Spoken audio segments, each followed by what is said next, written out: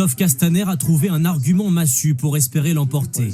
Il utilise son ancienne casquette de ministre de l'Intérieur pour cibler Jean-Luc Mélenchon. On aime bien nos gendarmes et nos policiers. Voilà. On ne pense pas qu'ils tuent. Normalement, non. Un argument qui peut aussi se retourner contre lui.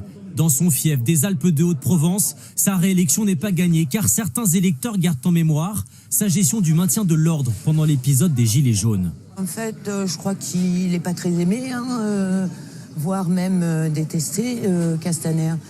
Il y a eu beaucoup de gilets jaunes, en fait, sur le département. En tant que ministre de l'Intérieur, voilà, il y a peut-être des choses à lui reprocher. S'il avait un peu moins jeté des pierres dans la gueule, enfin, jeté des pierres ou des flashballs, je ne sais quoi, dans la tête des manifestants, peut-être ça irait mieux pour lui. Justement, Léo Walter, candidat de la nouvelle Union populaire écologique et sociale, prend parti pour ceux qui sont descendus dans la rue. La France insoumise et maintenant la NUPES a toujours été aux côtés de ceux qui luttent. Le maintien de l'ordre tout particulier du gouvernement Macron, qui est incarné en plus par la figure de Christophe Castaner, qui était à l'époque ministre de l'Intérieur, a laissé des traces. Christophe Castaner ne répond pas à ces attaques et préfère dramatiser l'enjeu.